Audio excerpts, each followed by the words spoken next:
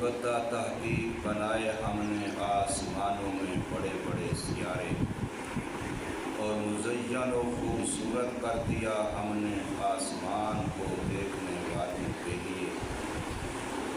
اور محفوظ کر دیا ہم نے اس آسمان کو ہر شیطان مردود سے،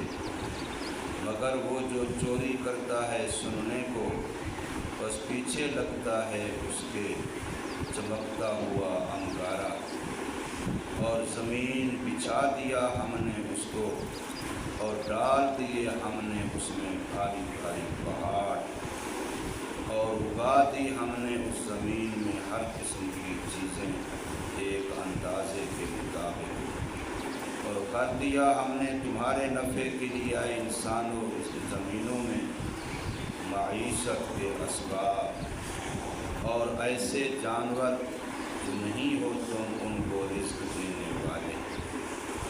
سورہ الحجر کی آیت نمبر 16 سے لے کے 20 تک، 5 آیتیں آپ حضرات کی سامنے پڑھی ہوئی۔ ان 5 آیات میں اور اس کے بعد آنے والی آیات کو ختم ہونے تک اس میں اللہ تبارک و تعالی نے اپنی توحید کے دلائل شہودی کو بیان کیا۔ دلائل کی کئی قسمیں ہوتی ہیں، دلائل عقلیہ، دلائل نقلیہ، اور کچھ دلائل وہ ہوتے ہیں جو مشاہدے میں آتے ہیں، ان کو دلائل شہودی کہتے ہیں۔ بندہ صرف دیکھے۔ قرآن مجید کے اندر ہمیں حکم دیا گیا ہے کہ اپنی ذاتوں میں غور کرو اور آفاق یعنی پورے جہان دنیا میں غور کرو۔ کائنات کا ذرہ ذرہ، پتا پتا تمہیں اللہ تعالیٰ کی قدرت اور اس کا وجود اور اس کی توحید کا پتہ بتائے کہ اللہ ہے، پھر اللہ ایک ہے، اور وہ اللہ کامل علم والا ہے اور کامل قدرت والا ہے۔ کائنات کا ذرہ ذرہ یہ بات اپنی زبان حال سے بول بول کے بتا رہا ہے۔ اللہ ہے، یہ کائنات کا وجود بتا رہا ہے، اور وہ اللہ کامل علم والا ہے، کامل قدرت والا ہے، اور وہ اللہ اکیلا ہے۔ یہ باتیں ہمیں کائنات کا ذرہ ذرہ بتا رہا ہے۔ اس کے لیے کسی علم کی ضرورت نہیں ہے، کسی تدبر کی نہیں ہے، صرف دیکھو، صرف دیکھو۔ یہ دیکھنے سے ہی تمہیں خود بخود یہ بات سمجھ آئے گی۔ ایک سوئی بغیر بنانے والے کے نہیں بن سکتی، چھوٹی سے چھوٹی کوئی چیز بغیر بنانے والے کے نہیں بن سکتی۔ اتنی بڑی کائنات بغیر بنانے والے کے کیسے بنے؟ یہاں اللہ نے الگ الگ نام لیا کہ سب سے پہلے آسمانوں کے نظام کو دیکھو،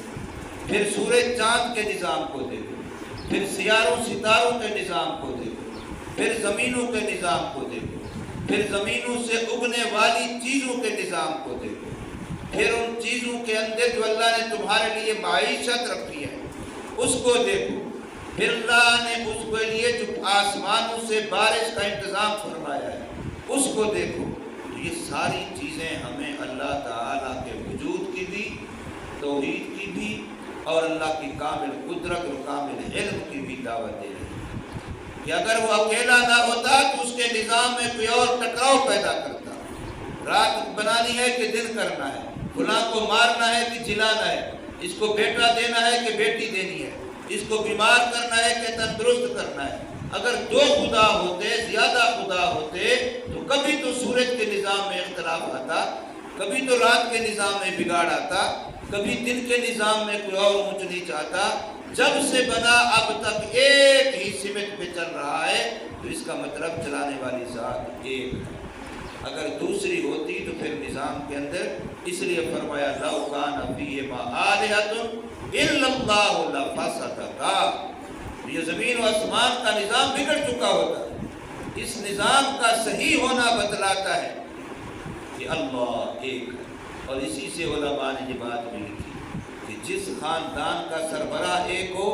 جس گھر کا سربراہ ایک ہو، وہ ٹھیک رہتا ہے۔ جہاں ہر بندہ چودھری بن جائے یا ہر بندہ سربراہ بن جائے، یا 2-3 سربراہ ہوں، کبھی بھی نہ اس خاندان کا نظام ٹھیک رہتا ہے نہ گھر کا نظام ٹھیک رہتا ہے، وہاں ٹکراؤ آتا ہے۔ جہاں ایک کا فیصلہ چلے وہ ٹھیک ہے، یہ ہمارا بڑا یہ ہے، جو فیصلہ کر دے گا وہ ٹھیک ہے، سب نے مانا، تو اس سے پھر نظام خاندان کا بھی ٹھیک رہتا ہے، گھر کا بھی ٹھیک رہتا ہے۔ تو اللہ پاک نے فرمایا والا قد، پکی بات ہے، جعلنا، ہم نے بنائے، فی السماء، آسمانوں میں، بروجا، بروج۔ اب بروج کے بارے میں ایک تو بڑے بڑے جو ستارے اور سیارے ہیں یہ بروج ہیں، اور بعض نے کہا ہے خود سورج اور چاند بروج ہیں، اور بعض نے کہا ہے کہ سورج اور چاند کی جو منزلیں ہیں آسمانوں میں جو سفر کرنے کی خلا میں، فضا میں، وہ مراد ہے، اور بعض نے یہ تفسیر کی ہے کہ آسمانوں میں جو فرشتوں کی جماعتوں کے ٹھہرنے کی جگہ ہیں وہ بروج ہیں۔ یہ 3-4 تفسیریں بروج کے لفظ کی مفسرین نے فرمائی ہے۔ وَزَيَّنَّاهَا لِلنَّاظِرِينَ، اور ہم نے اس آسمان کو دیکھنے والوں کے لیے خوبصورت بنا دیا۔ کتنا خوبصورت ہوتا ہے، بارش کے بعد کا نظام ذرا دیکھ لیا جائے، جب آسمان صاف ہوتا ہے کتنا خوبصورت ہوتا ہے۔ رات کو ابر نہ ہو، بادل نہ ہو، تو رات کے وقت سورج کا اتنا، رات کو آسمان کتنا خوبصورت لگتا ہے، جب ستارے جگمگا رہے ہوتے ہیں، ان کے جمکٹے، ان کے اپنے اپنے طرز و طریقے پر ستاروں کا نظام تو کتنا خوبصورت لگ رہا ہوتا ہے۔ تو فرمایا یہ خوبصورتی اس کو ہم نے دی ہے۔ کوئی ہے اور جو دعویٰ کرے آسمانوں کو ہم نے بنایا، کوئی ہے اور جو دعویٰ کرے آسمانوں میں سیارے ستارے سورج چاند ہم نے بنائے، کوئی ہے اور جو دعویٰ کرے کہ یہ نظام ہمارے چلانے سے چل رہا ہے۔ وَحَفِظْنَاهَا مِنْ كُلِّ شَيْطَانٍ رَجِيمٍ، اور آسمانوں کو ہم نے محفوظ کر دیا ہے شیطان مردود سے۔ حدیث پاک میں آتا ہے محمد صلی اللہ علیہ وسلم پر وحی کا سلسلہ جاری ہونے سے پہلے شیاطینوں کی آسمانوں تک رسائی تھی، وہ آسمانوں پہ چلے جاتے تھے اور وہاں کی کچھ باتیں سنتے تھے، اور وہ کاہنوں کو آ کر کے بتاتے تھے، اور وہ کاہن ایک سچ کے ساتھ 100 جھوٹ ملا کر کے لوگوں کو بتاتے تھے، تو وہ ایک بات جو آسمانوں والی ہوتی سچی ہو جاتی، تو باقی جو جھوٹ ہوتے ان پر پردہ پڑ جاتا، کہتے جی اس نے دیکھا فلاں بات ٹھیک نہیں کی، اس کا نتیجہ ٹھیک نہیں، اس کی خبر ٹھیک نہیں ہوئی، لہذا وہ کاہنوں کی واہ واہ ہو جاتی اور ان کی روٹی پانی کا سلسلہ بن جاتا۔ جب محمد صلی اللہ علیہ وسلم پر قرآن کا نزول شروع ہوا تو اس سے پہلے آسمانوں پر شیاطین کا داخلہ بند کر دیا گیا، اور اس بات کو دیکھ کر کے فرشتے حیران ہوئے کہ یہ جو مسئلہ بنا ہے کہ اب شیطانوں کا آنا بند کر دیا گیا ہے، آیا اس میں انسانوں کے لیے کوئی خیر کی بات ہے یا کوئی شر کی بات ہے؟ یہ خود قرآن کے اندر موجود ہے۔ یا خیر کا ارادہ کیا گیا اس لیے ان کا داخلہ بند کر دیا گیا، یا کوئی شر کا ارادہ کیا گیا اس لیے داخلہ بند کر دیا گیا؟ اس نظام کو دیکھنے کے لیے فرشتے وہ زمینوں میں گشت کرنے لگے کہ دیکھو اس کی وجہ کیا ہے،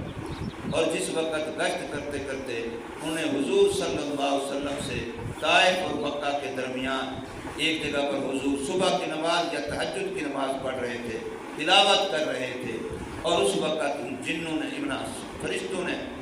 اور جنوں نے وہ قرآن سنا، تو اس کے بعد انہوں نے سمجھا کہ اس کی وجہ یہ ہے۔ تو اللہ نے مکمل طور پر شیاطین کا داخلہ آسمانوں پر بند کر دیا،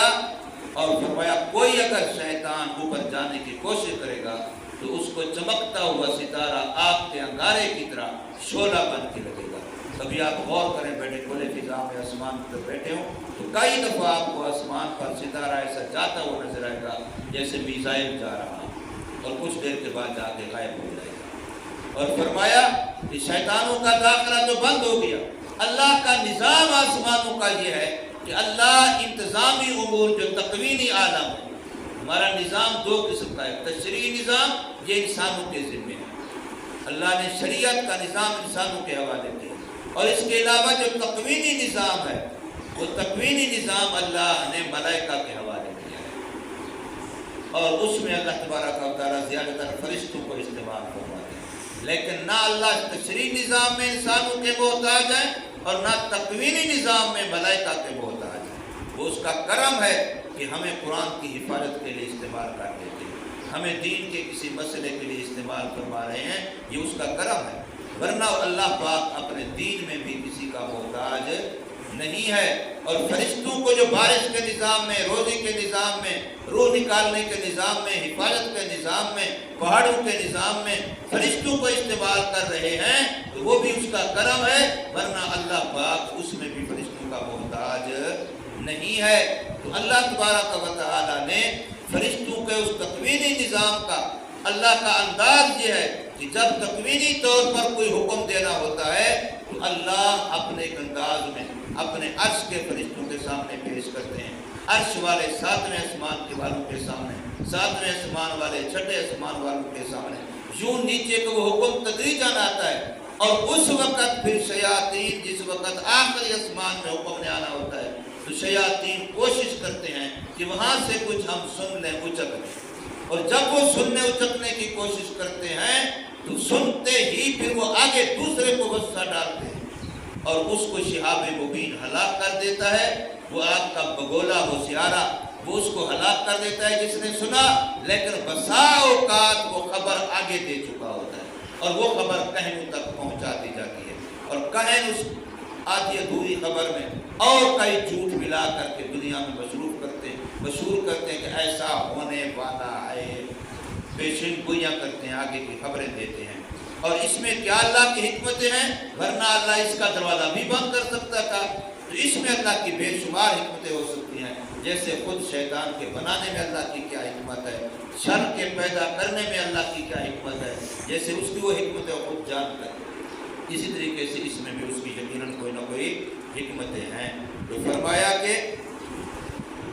وَحَفِظْنَا، اور محفوظ کر دیا ہم نے آسمان کو شیطان مردود سے، إِلَّا مَنِ اسْتَرَقَ السَّمْعَ، ہاں مگر وہ جو چوری کر لیتا ہے سننے کو۔ کوئی شیطان فرشتوں سے کوئی بات، فرشتے پھر اللہ کے حکم کا آپس میں مذاکرہ کرتے ہیں، اس مذاکرے میں بسا اوقات شیطان کوئی بات سن لیتا ہے، چوری کر لیتا ہے، فَأَتْبَعُ، پھر پیچھے لگتا ہے اس سننے والے کے، شہاب مبین، چمکتا ہوا انگارہ۔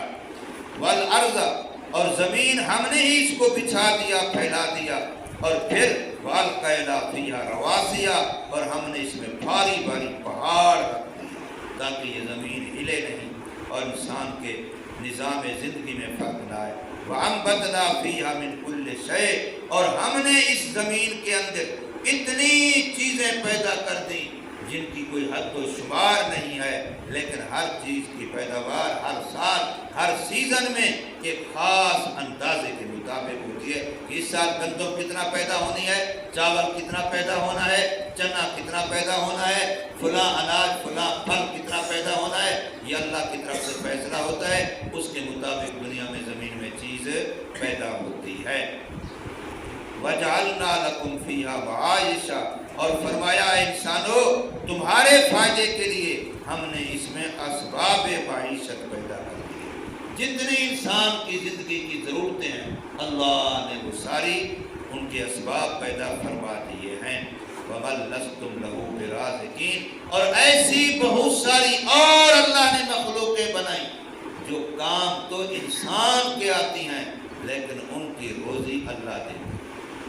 کتنے پرندے جو ہم شکار کرتے ہیں، کتنے جانور جو شکار کرتے ہیں، مچھلیاں جو ہم شکار کرتے ہیں، ان کو روزی کون دیتا ہے؟ اللہ، لیکن کھاتے ہم ہیں،